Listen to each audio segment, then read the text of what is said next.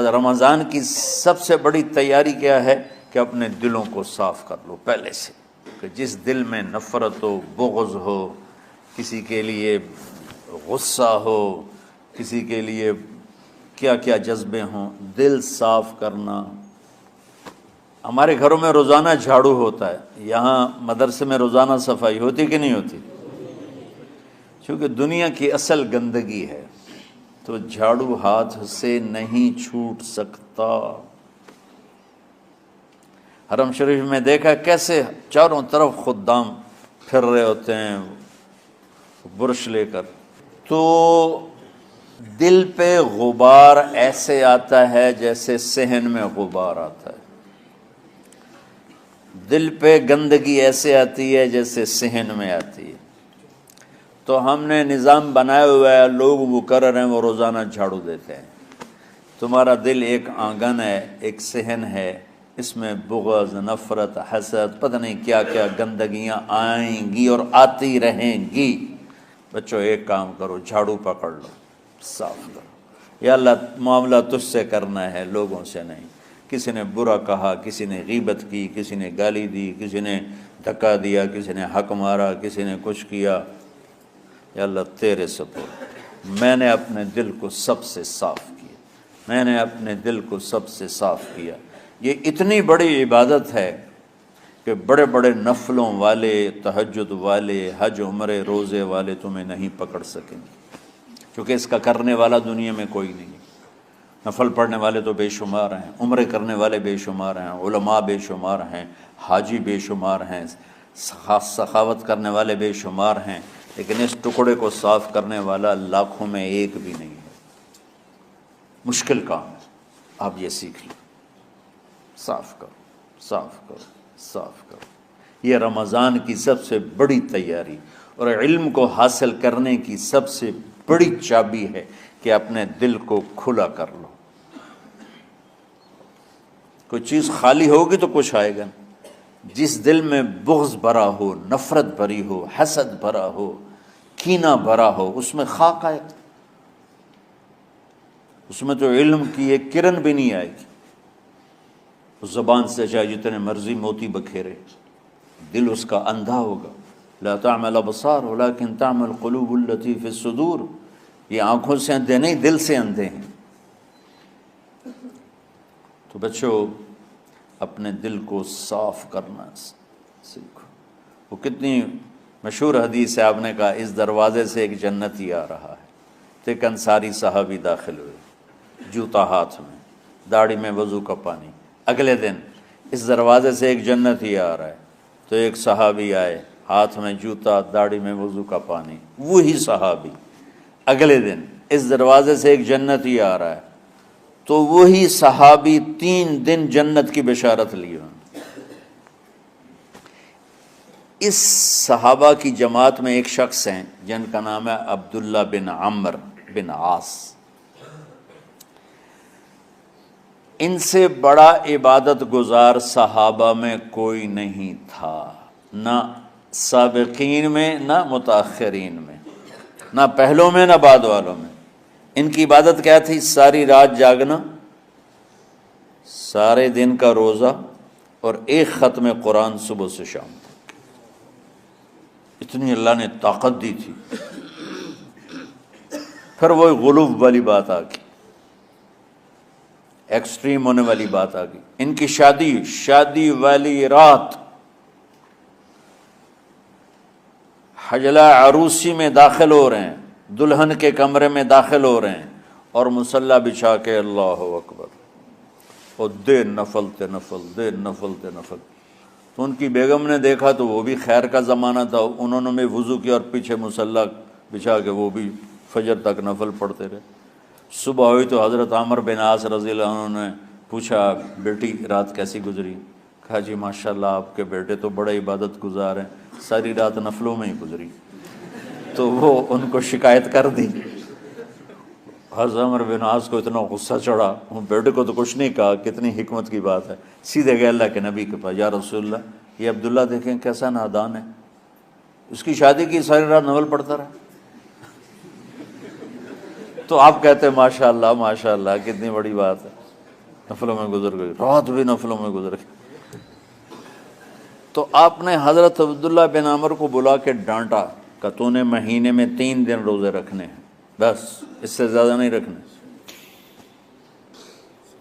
اور ہفتے میں 1 قرآن ختم کرنا ہے۔ کہا یا رسول اللہ میرے اندر طاقت زیادہ ہے۔ پھر اچھا 15 دن روزے رکھنے، کہ نہیں میرے اندر طاقت زیادہ ہے۔ آپ اس کو تھوڑا تھوڑا کر کے گھٹاتے رہے، اور وہ ہر دفعہ نہیں یا رسول اللہ میرے اندر طاقت زیادہ ہے۔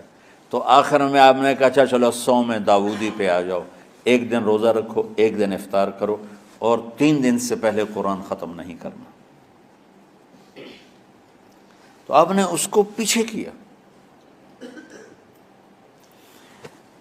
یہ بیٹھے تھے اس محفل میں، ان کے دل میں آیا کیا یہ بزرگ مجھ سے زیادہ عبادت کرتا؟ رات میں ساری جاگتا ہوں، دن روزہ رکھتا ہوں، 1 ختم کرتا ہوں، تو جنت کی بشارت تو مجھے ملنی چاہیے تھی، ان کو کیسے مل رہی؟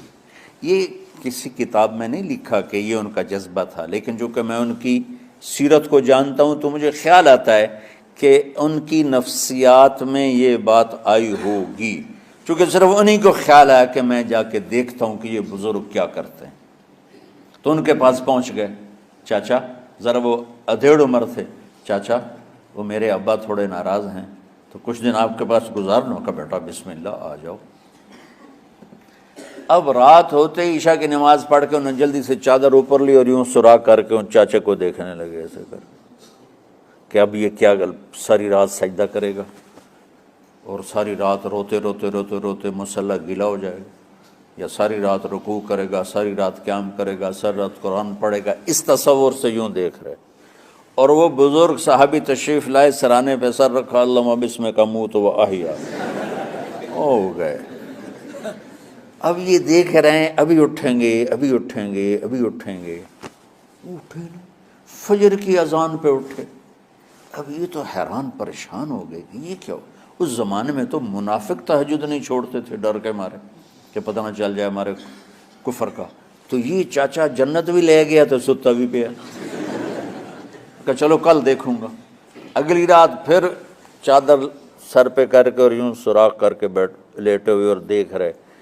چاچا پھر تشریف لے اور سرانے پہ سر رکھا، اللہم بسمک اموت و احیا، ہو گئے۔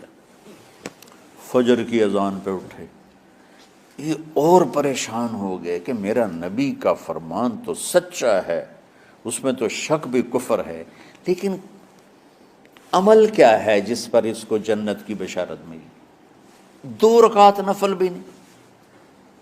اور آج کے دور میں تم میں سے ماشاءاللہ اکثر بچے تہجد پڑھتے ہیں کہ 1 رات اور دیکھوں گا، تیسری رات اللہم بسمک اموت و احیا، ہو گئی ساری رات۔ تو تیسری رات پھٹ پڑے عبداللہ بن عمر، کہنے گے چاچا میری ابا سے کوئی لڑائی نہیں تھی، 3 دن میں تیرے بارے میں سنتا رہا، جنتی جنتی جنتی۔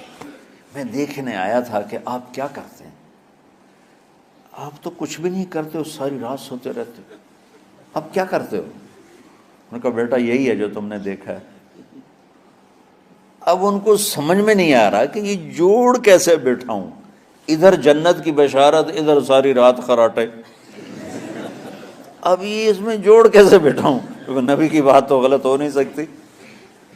تو اب وہ نا ایسے نا بڑے بے دل سے ہو کر واپس مڑے، پتہ نہیں کی چکر ہوئے گی کوئی گل۔ جب وہ دروازے تک پہنچے تو کہنے لگے بیٹا ادھر آنا، واپس آ گئے۔ کہا میں تمہیں اصل راز کی بات بتاتا ہوں۔ کہا کیا ہے کیا ہے؟ تو یہاں ہاتھ رکھا، کہا یہ جو دل ہے نا اس میں کسی انسان کی نفرت نہیں۔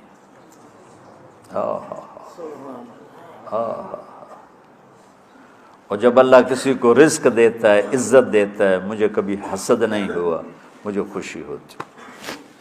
تو عبداللہ بن عمر نے کہنا تھا ہاں یہ بات ہے، نہیں، ان کا ہاذا ہوا، اچھل کے کہنے لگے ہاذا ہوا، ہاں ہاں ہاں ہاں یہی ہے یہی ہے یہی ہے۔ پھر کہنے کہ چاچا پر یہ میرے بس کا نہیں ہے، کون کرے گا یہ؟ اتنے بڑے آدمی ہو کر کہہ رہے ہیں کہ یہ میرے بس کا نہیں۔ تو بچوں، دنیا میں جنتی بننا ہے اور علم اللہ سے لینا ہے تو اسے صاف کر دو، سب کی نفرت سے۔